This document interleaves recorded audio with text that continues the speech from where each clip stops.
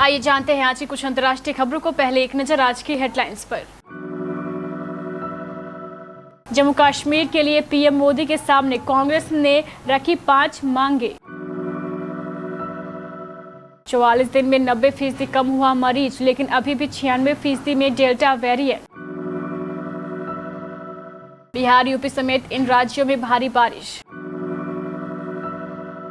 पटना बिहार के यात्रियों के लिए खुशखबरी, 28 स्पेशल ट्रेनों के बढ़े फेरे। चीन से तनातनी के बीच बड़ा फैसला, भारतीय सेना से हटाए जाएंगे 4 दशक पुराने लड़ाकू वाहन। मोहम्मद उमर के बारे में चौंकाने वाला खुलासा, धर्म परिवर्तन के लिए देता था लालच। हांगकांग एप्पल डेली अखबार, राष्ट्रपति बाइडेन का चीन पर निशाना, जमकर लगाई लताड़। सोने के भाव में गिरावट।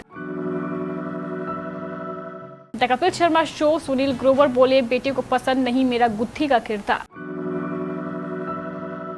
और WTC फाइनल हारने के बाद कोहली का बहाना, एक मैच से बेस्ट टीम का फैसला नहीं कर सकते।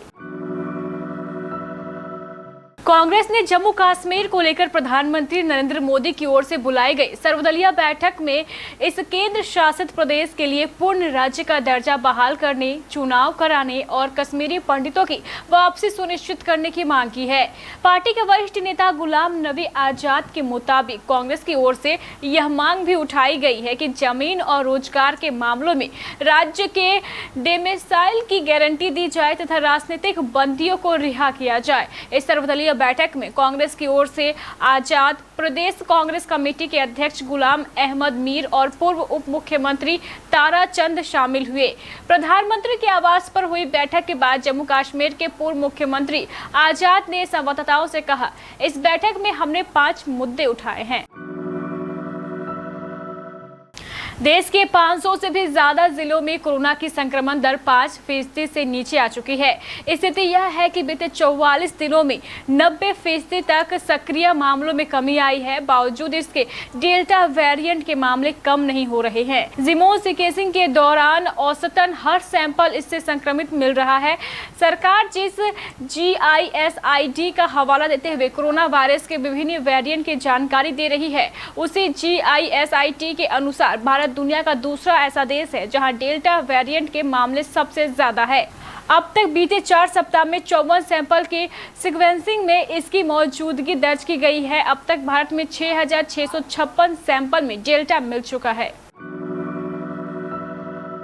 पूर्वी यूपी, बिहार, पश्चिम बंगाल, ओडिशा, झारखंड सहित अन्य कई हिस्सों में जहां मानसून सक्रिय है वहां झमाझम बारिश हो सकती है। बिहार में 28 जून तक इसी तरह बादल बरसते रहेंगे। वहीं दिल्ली NCR में गर्मी और उमस ने लोगों को परेशान कर दिया है। मौसम वैज्ञानिकों के मुताबिक दिल्ली वासियों को गर्मी से राहत के लिए अभी 1 हफ्ते तक इंतजार करना पड़ सकता है।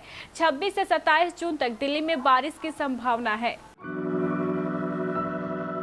कोरोना पर ब्रेक लगाने के साथ ही रेलवे ने बिहार के यात्रियों की सुविधा के लिए कई ट्रेनों का विस्तार किया है। पूर्व मध्य रेल के PRO राजेश कुमार ने बताया कि कोरोना के मरीजों की संख्या घटने के चलते रेलवे ने यह फैसला लिया है। पूर्व मध्य रेल के विभिन्न स्टेशनों से चलाई जा रही 28 जोड़ी स्पेशल ट्रेनों के परिचालन के अवधि का विस्तार किया गया है। इन गाड़ियों का मार्ग, ठहराव और समय पहले जैसा ही रहेगा। इन ट्रेनों में सभी कोच आरक्षित श्रेणी के होंगे। वहीं इन ट्रेनों में यात्रा करने वाले यात्रियों को कोविड-19 के मानकों का पालन करना होगा। सीमा विवाद को लेकर चीन से जारी तनातनी के बीच भारतीय सेना ने पूर्वी लद्दाख समेत विभिन्न सीमाओं पर तैनात 40 साल पुराने लड़ाकू वाहनों को बदलने का फैसला किया है। इसके लिए प्रक्रिया शुरू कर दी गई है, लेकिन इन्हें बदलते बदलते भी अभी 2-3 साल और लग जाएंगे। ये बुलेट प्रूफ वाहन होते हैं जिनमें हथियार भी फिट रहते हैं तथा युद्ध क्षेत्र में सैनिकों के आवागमन, जवाबी हमलों आदि के लिए बेहतर सुरक्षित माने जाते हैं। सेना के सूत्रों ने बताया है कि इन वाहनों का निर्माण देश में ही कराने का निर्णय लिया गया है। इसलिए बुधवार को सेना की तरफ से निर्माताओं से प्रस्ताव मांगे गए। हालांकि घरेलू निर्माताओं को छूट दी गई है कि वे इनके निर्माण के लिए विदेशी कंपनियों के साथ भी साझेदारी कर सकते हैं।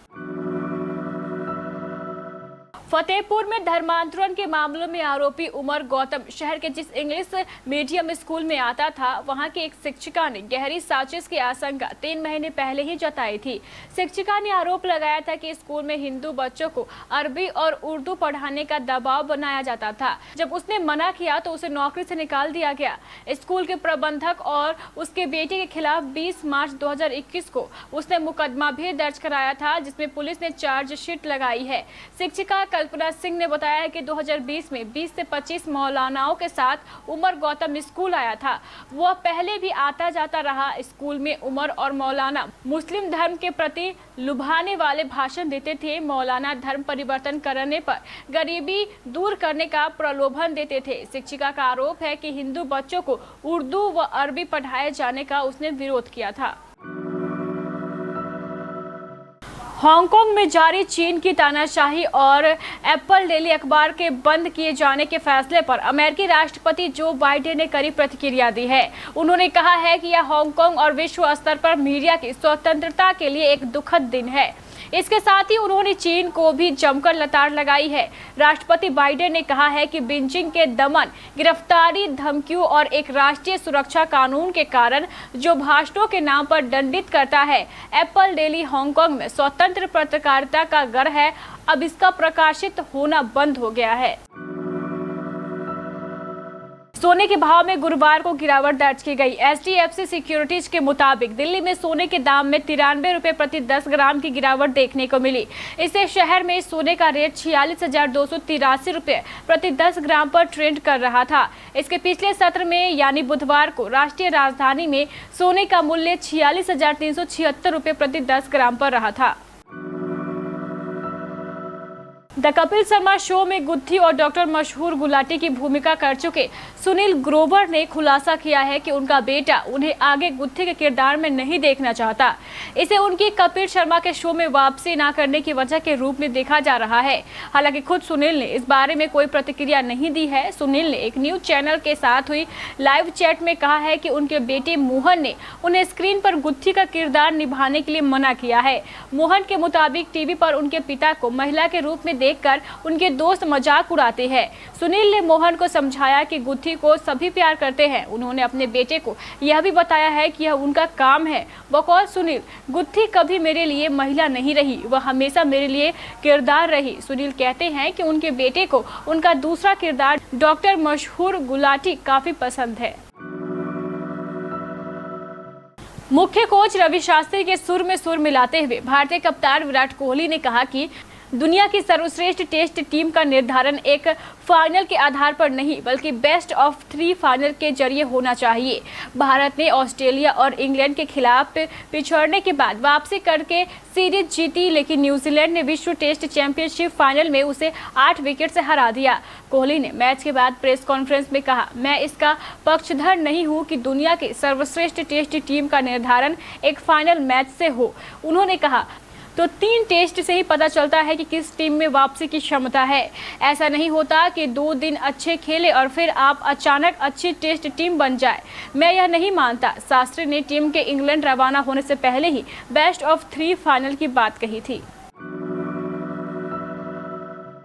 तो ये थी हमारी कुछ अंतर्राष्ट्रीय खबरें। चलेंगे प्राइम स्टूडियो।